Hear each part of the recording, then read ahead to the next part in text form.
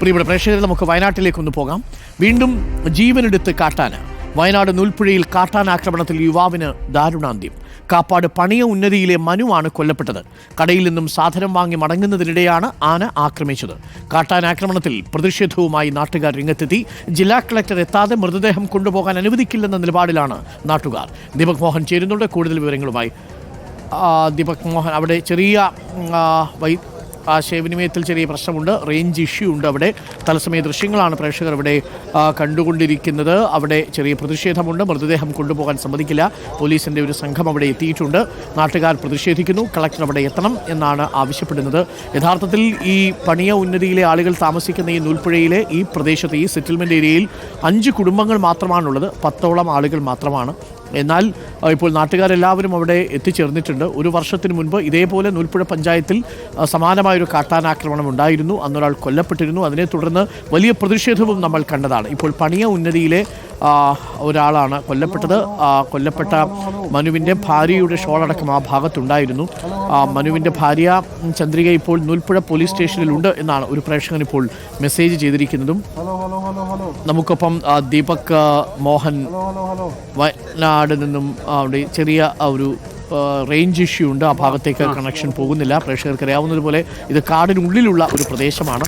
അവിടെയാണ് ഇന്നലെ വൈകുന്നേരം 6:30 കാടിനുള്ളിലുള്ള ഒരു സെറ്റിൽമെൻറ്റ് ഏരിയയാണ്. അവിടെ വൈകുന്നേരം 6:30 തമിഴ്നാട്ടിൽ നിന്ന് ബന്ധുവീട്ടിലേക്ക് എത്തിയ മനുവും ഭാര്യ ചന്ദ്രികയും നടന്നു വരുന്നതിനിടയിലാണ് കാട്ടാനയുടെ മുന്നിൽ പെട്ടത്. കാട്ടാനാക്രമണത്തിൽ മനുവിന് രക്ഷപ്പെടാൻ കഴിഞ്ഞില്ല. മനുവിൻ്റെ ഭാര്യയും കാട്ടാനെ ആക്രമിച്ചു എന്നാണ് മനസ്സിലാക്കുന്നത്. പക്ഷേ മനുവിൻ്റെ ഭാര്യ ചന്ദ്രികയ്ക്ക് ഓടി രക്ഷപ്പെടാൻ സാധിച്ചു എന്ന് മനസ്സിലാക്കുന്നു.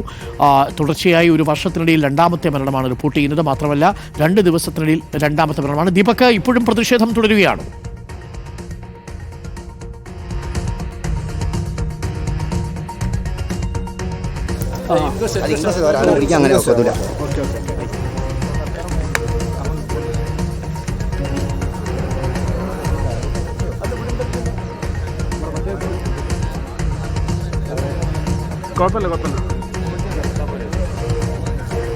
ഇപ്പോൾ നിലവിൽ ഈ മനുവിൻ്റെ മൃതദേഹം ഇവിടെ നിന്ന് മാറ്റാനുള്ള നടപടികളാണ് വനം വകുപ്പ് നടത്തിക്കൊണ്ടിരിക്കുന്നത്. ദൃശ്യങ്ങളിൽ കാണാമെന്നാണ് കരുതുന്നത്.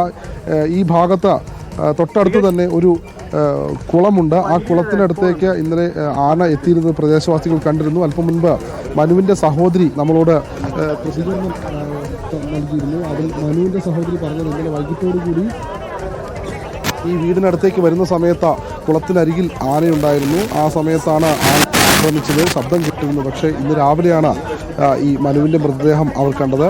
നിലവിൽ ഈ പോലീസ് സംഘം, തമിഴ്നാട് അതിർത്തിയിൽ നിന്നുള്ള പോലീസ് സംഘം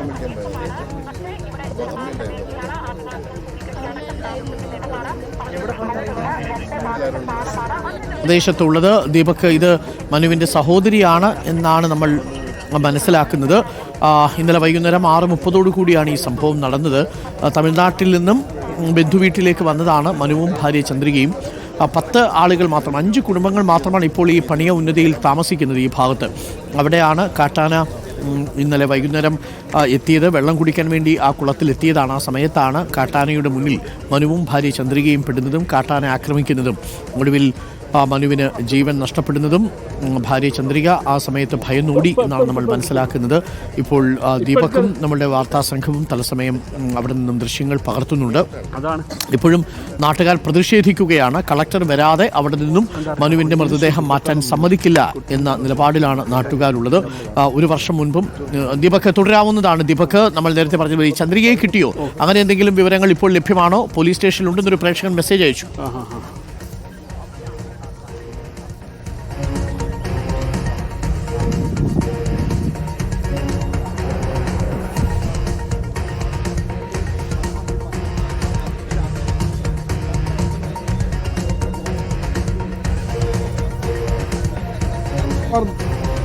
അരുൺകുമാർ, നിലവിൽ ചന്ദ്രിക നൂൽപ്പുഴ പോലീസ് സ്റ്റേഷനിൽ സുരക്ഷിതയായി എത്തിയിട്ടുണ്ടെന്നാണ് നമുക്ക് ലഭിക്കുന്ന വിവരം. പോലീസ് സ്റ്റേഷനിൽ ചന്ദ്രിക അല്പം മുൻപാണ് എത്തിയത്. അതുമായി ബന്ധപ്പെട്ട് അല്പം മുൻപാണ് പോലീസ് ഉദ്യോഗസ്ഥർ നമുക്ക് കൃത്യമായി വിവരം നൽകിയത്. ഏതായാലും ചന്ദ്രിക സുരക്ഷിതയായിരിക്കുന്നു. ഇന്നലെ വൈകിട്ടോടുകൂടി ഈ മനുവിനെ ഇവിടെ ഓട്ടോയിൽ കൊണ്ടുവിട്ട ഓട്ടോ ഡ്രൈവർ നമ്മളോട് നേരത്തെ സംസാരിച്ചിരുന്നു.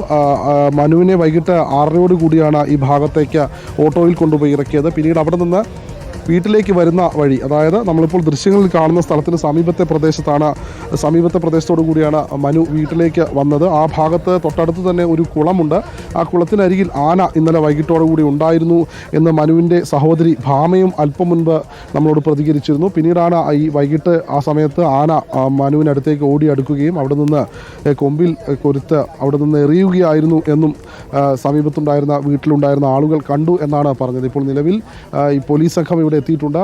ഇൻക്വസ്റ്റ് നടപടികൾ ആരംഭിച്ചു കഴിഞ്ഞു. അല്പസമയത്തിനുള്ളിൽ ഇവിടെ നിന്ന് സുൽത്താൻ ബത്തേരി താലൂക്ക് ആശുപത്രിയിലേക്ക് പോസ്റ്റ്മോർട്ടം നടപടികൾ പൂർത്തിയാക്കുന്നതിനായി കൊണ്ടുപോകും. ഈ പോലീസ് സംഘം ഒപ്പം വനം വകുപ്പിൻ്റെ ആളുകളും ഇവിടെ എത്തിയ സമയത്ത് പ്രദേശവാസികളുടെ ഭാഗത്തുനിന്ന് വലിയ പ്രതിഷേധമാണ് ഉണ്ടായത്. അവർ പ്രധാനമായും പറഞ്ഞത് ഈ ഭാഗത്ത് ഫെൻസിംഗ് അടക്കമുള്ള നിർമ്മാണ പ്രവൃത്തികൾ പാതി വഴിയിൽ നിലച്ചിരിക്കുന്നു, അതുകൊണ്ടാണ് ഈ ജനവാസങ്ങളുള്ള ഈ മേഖലയിലേക്ക് ആന ഇറങ്ങുന്നത് എന്നാണ് പറഞ്ഞത്. അതുകൊണ്ട് അത് പൂർത്തീകരിക്കാതെ ഇവിടെ നിന്ന് മൃതദേഹം കൊടുക്കാൻ കഴിയില്ല. അതോടൊപ്പം ജില്ലാ കലക്ടറും വനംവകുപ്പിൻ്റെ DFO അടക്കമുള്ള ആളുകൾ ഈ മേഖലയിൽ എത്തിയാൽ മാത്രമേ ഇവിടെ നിന്ന് മൃതദേഹം കൊടുക്കാൻ സമ്മതിക്കുകയുള്ളൂ എന്ന് പ്രദേശവാസികളടക്കം വനംവകുപ്പിൻ്റെ ഉന്നത ഉദ്യോഗസ്ഥരോട് പറഞ്ഞു. അവർ കൃത്യമായി ഈ പ്രദേശവാസികളോട് ഈ മേഖലയിൽ ഫെൻസിംഗ് അടക്കമുള്ള നിർമ്മാണ പ്രവൃത്തികൾ ഒരു ഭാഗത്തു നിന്ന് ആരംഭിച്ചു കഴിഞ്ഞു, അത് ഈ മേഖലയിലേക്കും ഉടൻ തന്നെ നിർമ്മാണ പ്രവൃത്തികൾ പൂർത്തീകരിക്കും എന്ന ഉറപ്പ് നൽകി. ഇപ്പോൾ ഇൻക്വസ്റ്റ് നടപടികൾ നടന്നുകൊണ്ടിരിക്കുകയാണ്. അതിൻ്റെ ദൃശ്യങ്ങളാണ് ഇപ്പോൾ നമ്മൾ കാണുന്നത്. അരുൺ. ഓക്കെ, ദീപക്കാണ്. ദീപക്, എന്തായാലും പ്രതിഷേധം താൽക്കാലികമായി അവസാനിച്ചുവെന്ന് മനസ്സിലാക്കുന്നു. ചന്ദ്രിക സുരക്ഷിതയാണ് എന്നുള്ളതാണ് ഏറെ ആശ്വാസകരമായ കാര്യം. പക്ഷേ അപ്പോഴും മനുവിൻ്റെ മരണം അത് ഇന്നലെ സംഭവിച്ചത് വൈകുന്നേരം 6:30-നാണ്. 2 ദിവസത്തിനിടയിൽ 2 കാട്ടാന ആക്രമണത്തിൽ 2 മനുഷ്യർ കൊല്ലപ്പെടുന്ന വാർത്തയാണ് നമുക്ക് റിപ്പോർട്ട് ചെയ്യേണ്ടി വരുന്നത്. കഴിഞ്ഞ 1 വർഷത്തിനിടയിൽ നൂൽപ്പുഴ പഞ്ചായത്തിലെ 2ാമത്തെ കാട്ടാന ആക്രമണമാണ് ഇപ്പോൾ നടന്നിരിക്കുന്നത്.